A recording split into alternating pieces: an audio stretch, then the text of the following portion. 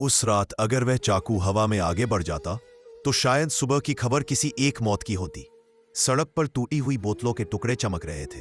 हल्की हल्की बरसात हो चुकी थी और नशे में डूबा एक लड़का लड़खड़ाते हुए आगे बढ़ रहा था।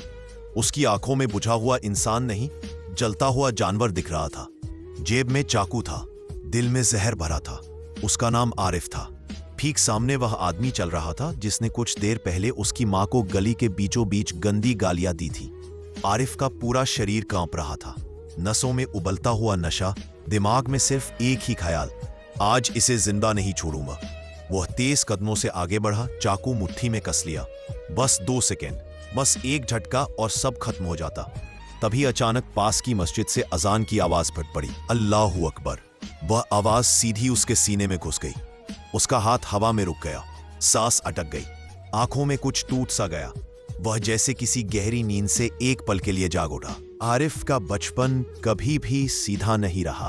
वह एक छोटे से कस्बे में पैदा हुआ था, जहां गलियां धूल से अटी पड़ी रहती थीं और लोग मेहनत से ज्यादा किस्मत पर भरोसा करते थे। उसके पिता एक साधारण मजदूर थे। रोज सुबह कंधे पर झोला डालकर निकलते और देर शाम लौटते। एक दिन काम से लौटते वक्त सड़क हादसे में उनकी मौत हो गई। आरिफ तब सिर्फ 5 साल का था। उसी दिन उसकी मां की जिंदगी बिखर गई। किसी ने सहारा नहीं दिया। वह दूसरों के घरों में बर्तन मांज मांज कर अपने इकलौते बेटे को पालती रही। शुरू शुरू में आरिफ बहुत शरीफ बच्चा था। मस्जिद की अजान सुनते ही दौड़ पड़ता, इमाम साहब के पास बैठता, कुरान के अक्षर जोड़ जोड़ कर पढ़ता और हर नमाज के बाद मां के पांव छूता। मां उसे सीने से लगाकर कहती, तू बड़ा होकर बहुत नेक बनेगा। लेकिन वक्त के साथ साथ उसकी मासूमियत पर गरीबी की मोटी परत चढ़ने लगी। जब दूसरे बच्चे तख्ती लेकर स्कूल जाते थे, आरिफ भारी भारी सामान दुकानों पर उठाता था। जब बच्चे मैदान में खेलते थे, वह लाइन में खड़ा होकर सस्ती रोटी का इंतजार करता था। एक दिन उसने मां से पूछा, अम्मी सब बच्चे स्कूल क्यों जाते हैं और मैं क्यों नहीं?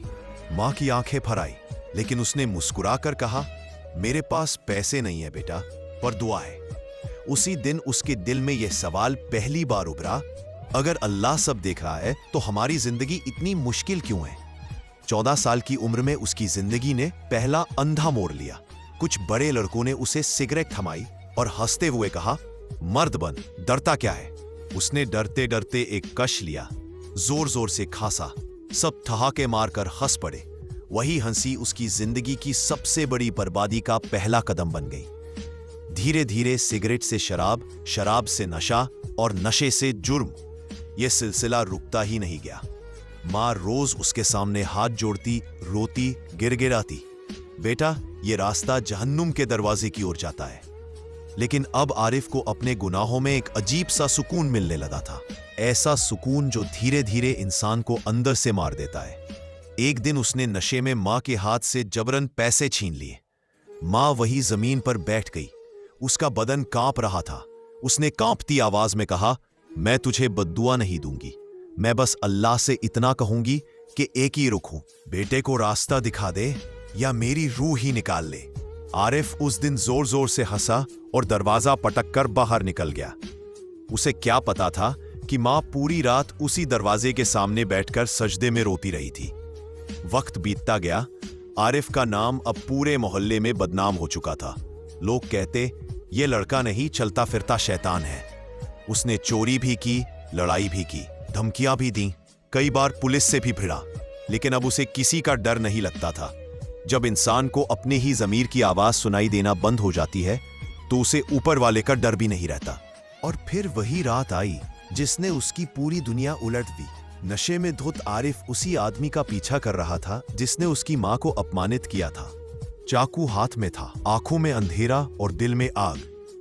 वह जैसे जैसे उसके करीब पहुंच रहा था, वैसे वैसे उसके अंदर की इंसानियत मरती जा रही थी। तभी मस्जिद से अजान की आवाज गूंजी। उसी पल उसे ऐसा लगा जैसे कोई उसकी रूह को अंदर से झकझोर रहा हो। उसके कदम रुक गए, चाकू ढीला पड़ गया। उसे अचानक अपने बचपन की वो शाम याद आ गई जब वह सबसे पहले मस्जिद में अजान सुनकर दौड़ा करता था। वह बिना कुछ सोचे समझे मस्जिद की ओर भागा। मस्जिद के अंदर अजीब सा सुकून था। सफ़ें सीधी थीं। लोग नमाज के लिए खड़े हो रहे थे। सफेद कपड़ों में ढके लोग किसी दूसरी ही दुनिया के लग रहे थे। एक कोने में वह बैठ गया, गुनाहों से लदा हुआ, टूटा हुआ, गरा हुआ इंसान। उसका पूरा शरीर कांप रहा था। इमाम साहब की आवाज गूंजी, अल्लाह की रहमत उसके गजब से 70 गुना बड़ी है। ये लाइन उसकी रूह को चीर गई। उसे पहली बार लगा कि शायद उसके लिए भी कहीं कोई रास्ता बचा है। नमाज शुरू हुई। उसे कुछ भी ठीक से नहीं आता था। वह बस दूसरों की नकल करता रहा। जब सब झुके वह झुका, जब सब सजदे में गए वह भी जमीन पर गिर पड़ा। उसकी पेशानी जमीन से टकराई और उसी पल उसके दिल का सबसे कठोर ताला टूट गया। आंखों से आंसुओं की धार बहने लगी। उसके होंठ कांपने लगे।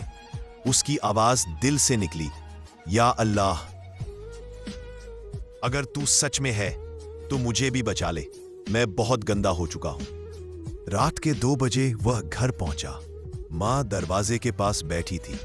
जैसे ही उसने आरिफ को देखा, डर से कांप उठी। कहां से आ रहा है? आरिफ कुछ पल खामोश रहा, फिर सिर झुकाकर बोला, मां, आज मैं मस्जिद गया था। यह सुनते ही मां की आंखों से आंसू छलक पड़े। आरिफ उसके पैरों से लग गया। वह फूट फूट कर रोने लगा। पहली बार उसने अपने सारे गुनाह मां के सामने कबूल किए। मां ने उसे सीने से लगाकर बस इतना कहा, तू लौट आया, यही बहुत है। नशा छोड़ना उसकी जिंदगी की सबसे कठिन जंग थी। उसके हाथ कांपते, पूरे बदन में दर्द होता, रात को नींद नहीं आती। कई बार वह फर्श पर लोट लोट कर तड़पता, चीखता, मां मुझे बचा लो। मां रात भर उसके सिरहाने बैठकर कुरान पढ़ती, आयतें फूंकती, दुआ करती। 3 महीने तक यह जंग चली। हर दिन उसे लगता कि वह टूट जाएगा, लेकिन हर रात मां की दुआ उसे फिर से जोड़ देती। एक सुबह उसने महसूस किया कि उसके हाथ नहीं कांप रहे, आंखें साफ है, दिल में एक अजीब सा सुकून है। वह नशा छोड़ चुका था। अब नई परीक्षा शुरू हुई। लोग उसका मजाक उड़ाते, कोई उसे काम नहीं देता, कोई भरोसा नहीं करता। लोग कहते ड्रामा कर रहा है, फिर वही बनेगा। लेकिन आरिफ अब खामोशी से सहना सीख चुका था। वह रोज मस्जिद जाता, पहली सफ में बैठता, किसी से कुछ नहीं कहता। एक दिन इमाम साहब ने उसे मस्जिद की सफाई का काम दिया। उस दिन उसकी आंखों से आंसू निकल पड़े। बोला, आज मुझे पहली बार हलाल की रोटी मिलेगी। वह शाम को घर दूध, रोटी और मां की दवाई लेकर लौटा। मां ने जब वह थैला देखा तो उसके हाथ कांपने लगे। उसने कहा, बेटा, ये तो जन्नत की कमाई है। साल बीतते गए। लोग उसे अब पहचानने लगे। उसके बदले हुए चेहरे को देखकर मोहल्ले वालों को भी यकीन होने लगा कि तौबा सच में इंसान को बदल देती है। 3 साल बाद वही आरिफ उसी मस्जिद का मुअज्जिन बन गया। आज वही आरिफ 5 वक्त अजान देता है। जिस गली में कभी नशे की बदबू आती थी, वहां अब सजदों की खुशबू आती है। जिस जुबान से कभी गालियां निकला करती थीं, उससे आज अल्लाह का नाम निकलता है। अगर अल्लाह ने एक नशे में डूबे हुए इंसान को इतनी ऊंचाई तक पहुंचा दिया, तो फिर कोई भी इंसान मायूस क्यों हो? सच यही है, एक सच्चा सजदा पूरी जिंदगी बदल सकता है।